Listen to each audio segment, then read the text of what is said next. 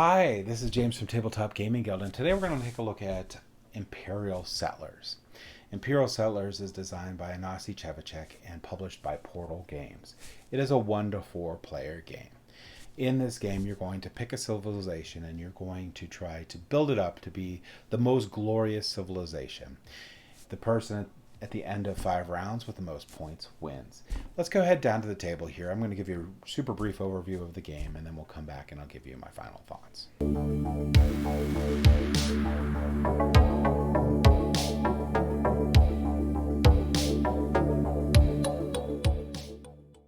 Alright, so this is Imperial Settlers. Imperial Settlers is a game that you're going to play over 5 rounds, and the person with the most points at the end of the 5th round wins the game. Now, this game doesn't come with these trays that are over here. This is actually from Game Tamers, and I'm just using those to hold the components while I explain the game. I'll put the link in the description below if you're interested in those, but just know that they don't come with the game. So to start out the game, you're going to pick one of your civilizations. The base game comes with 4, so there's going to be the Roman, Egyptian, Japanese, and barbarians.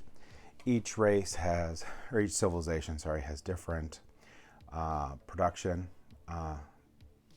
quantities for the goods they can get, and they can all store different things. So this one, barbarians, is all about the people. So you have a pretty high production of people that you can use for different things, and you have swords and you have your shield, and you can store people between rounds. To start out the game, you're going to draw 2 cards from your unique faction deck, and you're going to draw 2 cards from the common deck here. Each round, you're going to, whoever the first player is going to draw 5 cards. Well, you're going to draw the cards equal to the number of players plus 1. So it's a 4-player game. We draw 5 cards. You'll pick one of these and then pass it on, and each player will pick one. When it gets to the last player, they'll pick one of the 2, and then, in the snake draft style, they'll draw 5 more cards. They'll pick first, and then counterclockwise, everyone will pick a card. Once that's done, you'll start your round. There's a couple different things. You're going to take 1 action on your turn, and you're going to keep going on the round until everyone passes. To start, you'll get your production. So in this case, I'll get my 7 people.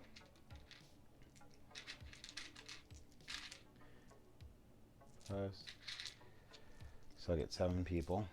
Make sure I can count right here. 5, 7, yep. I will get 1 sword, and I will get 1 shield. All right. We'll put those resources off to the side for right now. On my turn, I can play one of these cards. So I'll show you all the different things they can do in a minute. I can go down here and convert 2 people. This is the same for every board, to a different resource. I can spend a sword to razz one of the cards in my hand. If I have 2 swords, I can, on the, for people who have, whoops, this would be an example here, for people that have cards on the right-hand side of their board, I can razz their cards. And if I do, their card will flip over. They'll get a wood for it, and I will get this benefit up in the upper right hand, so either from my hand or from one of the opponent's cards. Now, if the opponent takes and puts a shield on top of it, then it takes 3 swords instead of 2, and it only takes 1 for the cards that are in your hand. So that's one thing that you can do. The other thing you can do is you can play a card, build it for its building resources. So up here, this card here, we'll just go the normal ones first. This card here will take 1 wood. I take this card out, and some of them have a building bonus, and here it does. I have to get a person. If it is a production one, it goes up here, so this one will produce additional resources along with these every round. If it's a feature or it gives me additional actions, I can put it down here. It is important to note that most of the additional actions ones can only be used once or twice, and to show that you use them, you put whatever resources or whatever you had to do on them to show that you did it. So I could do that. I can also play some of these, build some of these cards. Now they have a little house right here. So in addition to costing 2 wood, this actually will require me to destroy one of the houses here on the right. Now you will notice that these don't have a RAS bonus. That's because for the most part, there's a faction that lets you do that. For the most part, these buildings can't be destroyed once they're placed on the left. The last thing that I can do is I can spend a fruit and I can make a deal. If I make a deal, I'll take the card and I will place it here. And now at the beginning of every round, I will also produce for that.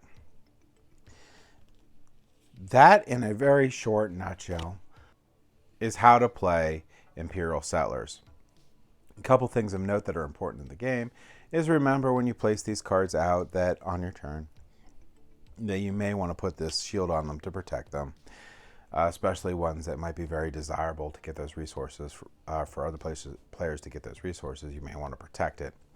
The other thing of importance to remember is that you can store, each civilization has the ability to store a resource on here, and you may want to utilize that per round so you can have a big round the next round. The game plays pretty quickly through the 5 different rounds, and you're getting points from things that you do during the game. A lot of the actions ones will give you points, but in addition, a lot of your buildings will give you points if they're sticking around at the end of the game. Like these buildings that are for your faction are generally worth 2 points. See the 2 stars right here that you get at the end of the game. Normal buildings that you'll get from the common pile are generally 1 point. So it's good to keep track of those and put as many down as possible because you can get a whole bunch of bonus points at the end of the game. And there are some cards that you can build in some factions that will give you points for having different things. So that's also a thing to keep in mind. Plus, these boards with these cards are fairly asymmetric at how they play. So it's good to look through and get used to how each of the civilizations play. A lot of things to do, a lot of replayability in this game. Let's go ahead back up to the table and I'll give you my final thoughts. Okay, so I really love Imperial Settlers. I really like that type of game. So I like Glory to Rome. I love 51st State, which is also designed by Untitled Chapter and published by Portal Games. And I really like Imperial Settlers. There is a lot of differences to the 3 games that I just mentioned, but in the end, in the core is going to be the same. So it's going to be multi-purpose cards, building an engine in about the same manner. A couple things I didn't mention in the game is I didn't go over the solo mode in the game, and there is a solo mode for Imperial Settlers. And I also didn't mention that that when you pass is another way of protecting your buildings, because when you pass, your buildings can't be targeted. And that's the same way in 51st State. There's a lot of similarities between this and 51st State. So if you played 51st State from Portal Games, you're going to be very at home with Imperial Settlers. Now, I will say Imperial Settlers has a little bit more incentive to attack other players' boards or cards on there, because I think the RAS bonus are better in Imperial Settlers than 51st State, and you have more opportunity to. It's a little easier. You get those swords. It's a little bit more common in there. You also don't have to worry about the contact, spending contact cards. So like in Imperial, in 51st State, you had distances that you had to place your settlements out. This, you have resources. So you have to manage a bunch of different resources instead of just contact tokens, which was in 51st State. So I do have both. So I do have Imperial Settlers and I do have 51st State. And I think there is room for both in my collection. I sort of like Imperial Settlers slightly better than 51st State, which I mean, most of my friends are the opposite direction. I do love both games, and I will play both games at any time. I just feel that Imperial Settlers, I do like the slightly higher player interaction. I like the having to get the different resources, like not just a contact token of 1 or 2 different colors. I have to get different resources to build these buildings. I like that I like the just the extra slightly higher player interaction, I think, in this game.